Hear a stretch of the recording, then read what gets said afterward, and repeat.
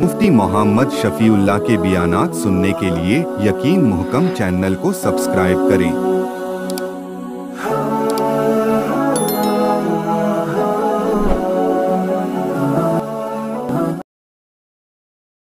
नहमदुहु व नुसल्ली अला रसूलिहिल करीम, अम्मा बाद फ़अऊज़ु बिल्लाहि मिनश शैतानिर रजीम, बिस्मिल्लाहिर रहमानिर रहीम। व इज़ अख़ज़ना मीसाक़ बनी इसराईल ला तअबुदूना इल्लल्लाह व बिल वालिदैनि इहसानन व दिल क़ुर्बा वल यतामा वल मसाकीन वक़ूलू लिन्नासि हुस्नन व अक़ीमुस्सलाता व आतुज़्ज़काह सुम्मा तवल्लैतुम इल्ला क़लीलन मिनकुम व अंतुम मुअरिदून। सदक़ल्लाहुल अज़ीम। अल्लाहुम्मा सल्लि अला मुहम्मदिन व अला आलि मुहम्मद कमा सल्लैता अला इब्राहीम व अला आलि इब्राहीम इन्नका हमीदुम मजीद। अल्लाहुम्मा बारिक अला मुहम्मदिन व अला आलि मुहम्मद कमा बारकता अला इब्राहीम व अला आलि इब्राहीम इन्नका हमीदुम मजीद। बनी इसराइल ने खुदा से अहद किए और फिर उन्होंने अपने अहदों को तोड़ दिया। उन अहदों में से एक अहद अक़ीमुस्सलाह, नमाज कायम करने का भी अहद था, लेकिन उन्होंने नमाजें न पढ़ी। सलात का माना नमाज है।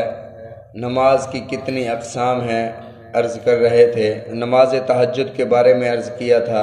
नमाज इशराक के बारे में कल अर्ज़ कर दिया था।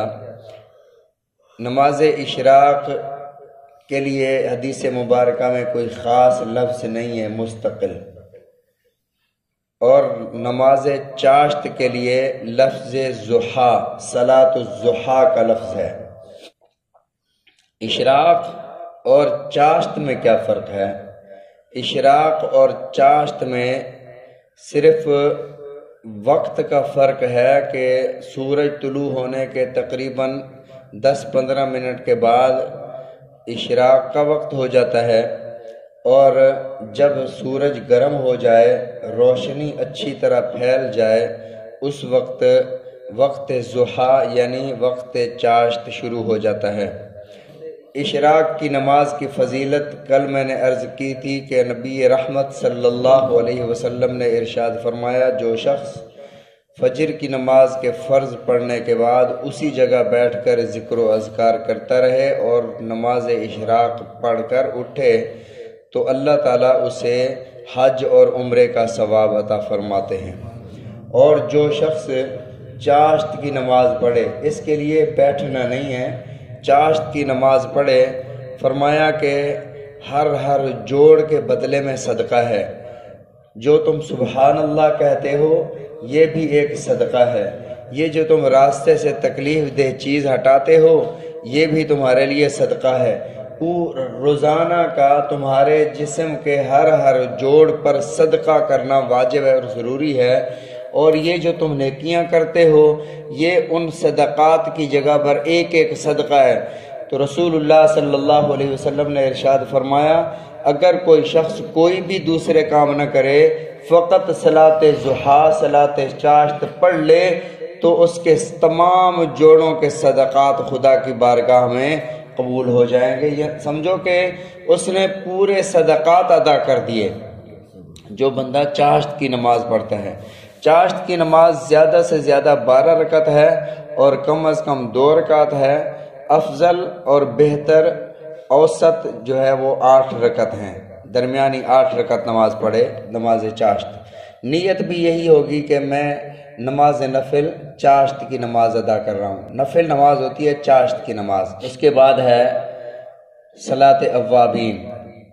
सलात अव्वाबीन 6 रकात होती हैं और ये मगरिब की सुन्नतों के बाद पढ़ी जाती हैं, सलातुल अव्वाबीन। और एक है तहियतुल मस्जिद, तहियतुल वुज़ू।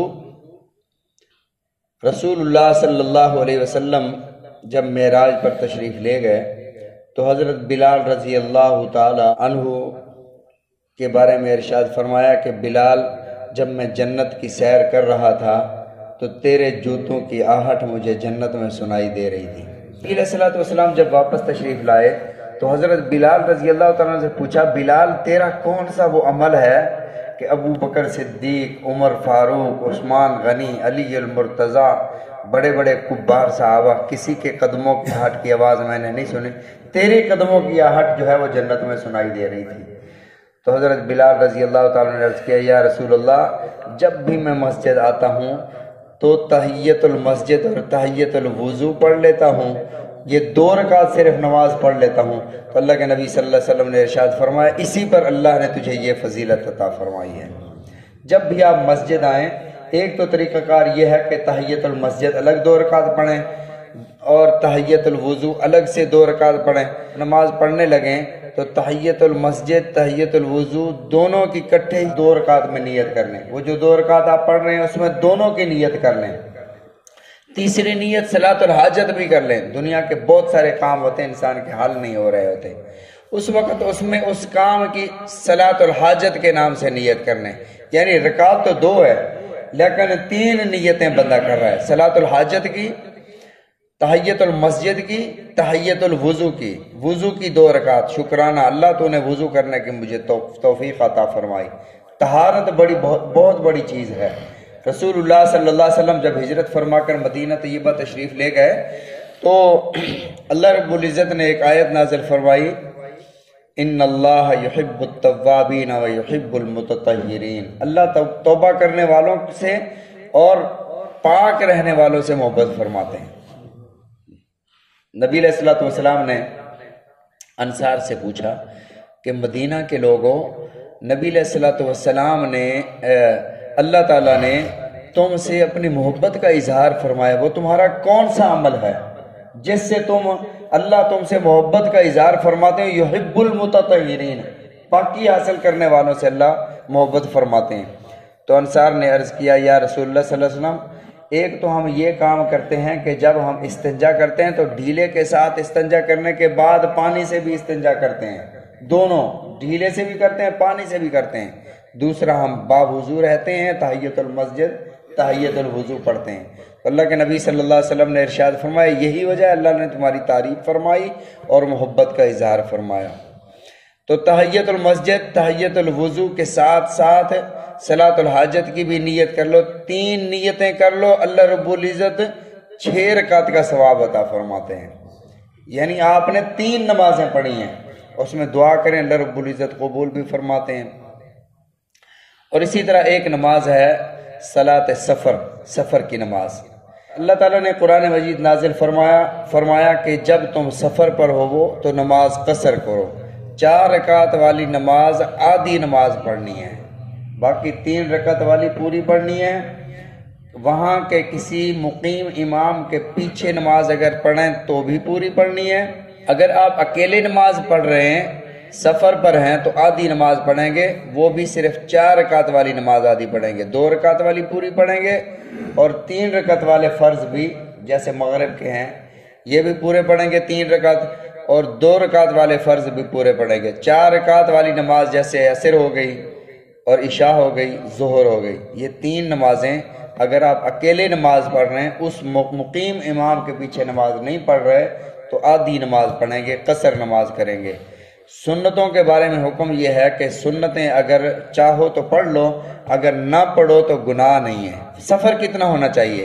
سفر کسے کہتے ہیں؟ شریعت مطہرہ نے حدیث مبارکہ میں بخاری شریف کی روایت ہے، فرمایا کہ 48 میل اگر سفر ہو، 15 دن سے کم ٹھہرنے کا ارادہ ہو، پھر آپ آدھی نماز پڑھیں گے۔ اگر 15 دن یا اس سے زیادہ ٹھہرنے کی نیت ہو اور سفر 48 میل سے کم ہو، پھر قصر نہیں ہے، پھر پوری نماز پڑھیں گے۔ سفر کے لیے 48 میل، اب تو آسان ہے، موبائل سے آپ دیکھ سکتے ہیں کہ 48 میل کے کلومیٹر کتنے بنتے ہیں، تقریباً 77-78 کلومیٹر بنتے ہیں۔